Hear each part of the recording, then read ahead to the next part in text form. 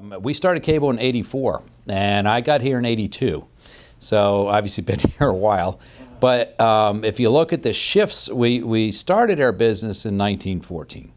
And then along the way, there were a couple of shifts that you could look at and go, well, that fundamentally changed the business. But we were still what I called the traditional staid utility business, the core utilities, electric, natural gas, water, wastewater.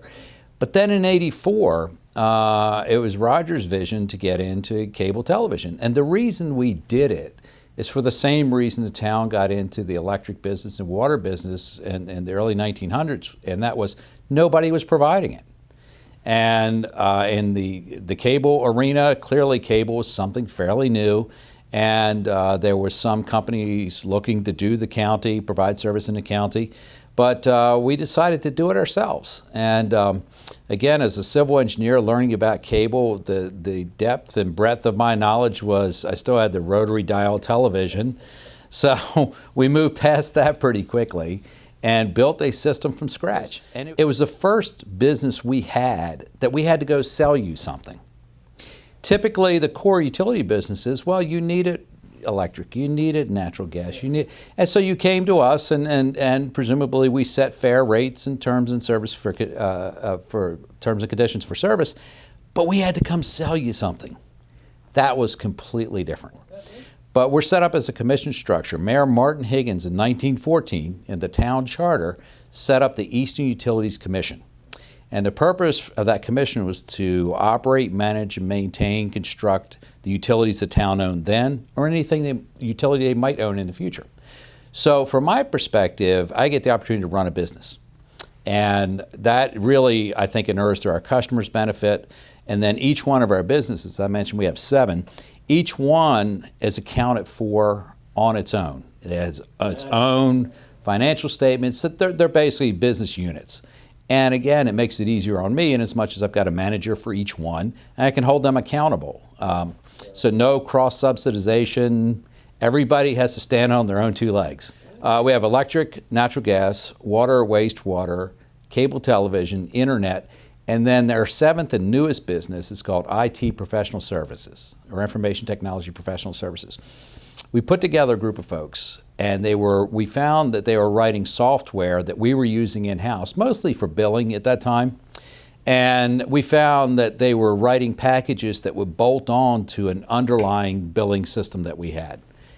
And we discovered other people would buy that from us. So we developed a small business, IT Professional Services, and then they also do hardware and other software. But most of it is writing software, and I believe we have our software now in about 21 states. The Cayman Islands, they wouldn't let me go inspect that job, I don't know. And and I think there may be one in Canada. But it was, we developed products and basically you could rebrand them. They were just modules that bolted on through APIs to the system. And again, it was a way to bring revenue to the town. We'd already developed it. And our philosophy has been for every dollar we can go get someplace else is one less dollar we have to get from our customers. We retain our net income and use that as internally generated funding for capital. A lot of municipals that were in business from the early 1900s through probably the 1970s or so, they didn't invest in their plant and property. And when it gets run down to the point where you can no longer maintain it or build it back, the pretty typical story was the investor-owned utility, like a BG&E, we call it, ride in on the white horse and say, let us buy this thing from you because you can't possibly afford to fix it. And it gets sold. And that was a story played time and again. And we are de facto the largest taxpayer in the town of Easton. We have a specified formula. It's called a payment in lieu of taxes. And it's systems used around the country for other nonprofits, if you will, to pay their fair share of taxes. But our pilot payment is a good portion of the town's general fund revenue. That's how the town, again, they own all of our equity, if you will, that's their return. One of the things we're most proud of is we do a pro forma every year. And we take the average cost of services for electric, cable, water, wastewater, gas, with the geographic companies, geographically significant or local companies that provide those same services. And we take an average. And we do a pro forma and say, if every customer of ours took every one of the services and compare our rate to the average of the other providers, how much money do we leave in the community? This past year, we left $10.4 million in a community of 15,000 people. And those are discretionary dollars, after-tax dollars that you might spend on your children, give to your church, buy your groceries, whatever. Those are discretionary dollars. So we think that's a real boost to the local economy that we leave that right here in Easton. Our long-range plan is to make sure we've deployed fiber to the home.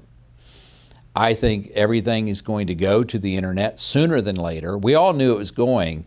The last, I would say, 18 or 24 months, the speed of that change has really picked up.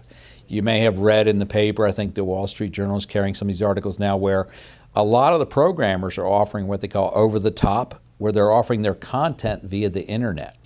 So you can sign, I think ABC and Disney are offering a package now, CBS, ESPN.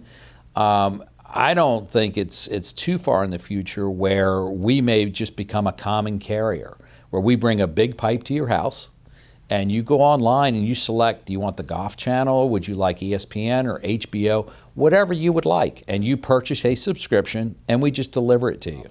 It's going to be interesting though. We live in the grayest county in the state, meaning as far as demographics, we have an awful lot of older folks here.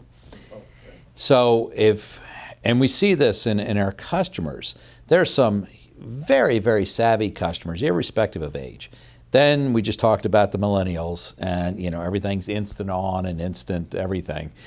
But we have a large population that's older and they don't necessarily want to sit down on their PC and take their credit card and subscribe to ESPN. They want to go to channel, 113 and that's what they get.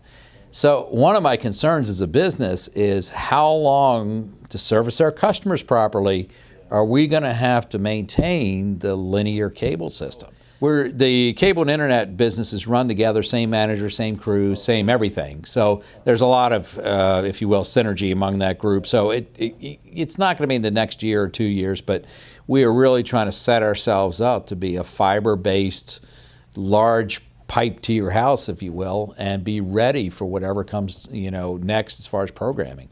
We basically live in the last mile. That is always the problem when you talk about broadband access anywhere. It's the last mile. It's particularly acute in some place like Talbot County. We have 700 miles of shoreline. Well, the way you get that are all these little peninsulas and nooks and crannies. The cable system is a radial system. You start in one place and you run the cable out. It's hard to get in every one of those nooks and crannies, as I'll call them, or every little peninsula. So I think at some point we're going to have ubiquitous access. I think we're going to have to. Kent County is talking about that. Queen Anne's talking about it. Talbot County has had some conversation about that. We sit on a broadband panel with the county. But the last mile has always been the issue. There has been high bandwidth available to Easton for years, and we've utilized it. It's getting it to that business or getting it to that house. And basically, as a business, as a cable business, you need about 25 to 30 homes a mile to get a return on the plant investment. May cost you $35,000 a mile to build cable plant. So just real rough numbers, you need about that many. So, for example, we've had a couple instances where there's an enclave of houses, maybe 2 to 10 miles out. Yeah. We're getting ready to build out to High Banks, Matthewstown Road. And there's, I think, about 150 homes out there.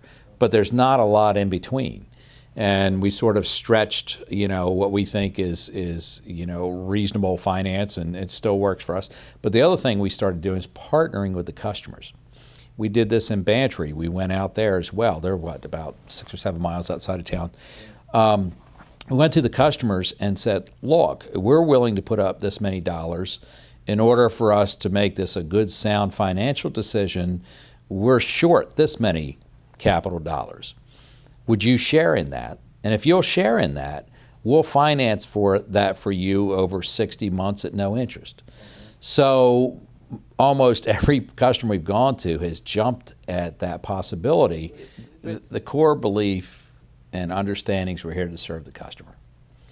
So whether that is the day in and day out interaction, I mentioned to my colleagues a lot, it doesn't matter what I do. It's that day in and day out interaction with the cable tech or the lineman or the gas tech or the water and sewer tech or the meter reader. That's where the interactions take place. But everything we've done has been driven by serve the customer. That's how change came into the organization, was in as much as, okay, we have our customers, they want internet. They want cable. They want channels. They want on-demand programming. These are things that they want to improve the quality of life in their community. So it wasn't that we had great foresight, insight, or anything else, but it was staying to that mission, that core belief of we're here to improve the quality of life in our community. Most of our customers judge us on what I call the three-legged stool. So it's price, reliability, and customer service. So customer service, to me, that's a value equation. What are you giving up versus what you're getting? You give up your hard-earned money, I know that, but are you giving up your patience?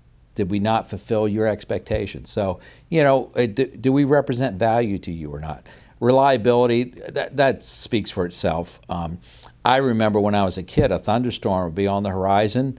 My parents would fill up the bathtub with water, fill up the sinks with water, because most assuredly the power was going out. That's just not acceptable. And we saw that a number of years ago. I mean, you look at any manufacturing you have in town, they're all microprocessor controlled, whether it be robots or other equipment. And it's not power off or on. That's just a given. It's now power quality. Is it steady? Is the sine wave where it's supposed to be? Do you have harmonics? So that's the expectations our customers have. So that all factors into reliability. And then you're always judged on price. And we compare very, very, very favorably. We're not like the gas station where you can ride down the street and see what unleaded premium and diesel is. But we monitor that very closely. And as I mentioned earlier, if you take the average price of your neighbors, perhaps, and the average price of what our customers pay, last year we left $10.4 million in the community. If we just raised our price to the average, we'd be $10.4 million ahead. So I think that's real value. That's helping. That's life made better when those discretionary dollars, particularly people who really need them, are left in their pockets. We've been a microgrid since 1914. This is nothing new. We can carry our own load. We have enough generation on our system in town to carry our full load. So if the grid were to go down for any reason, last time this happened, I think it was 2006. I may have the date wrong, but the Delmarva Peninsula went black. In 32 minutes, we had all customers back. Well, once you get me talking, as you can tell, it's like we could spend the rest of the night here.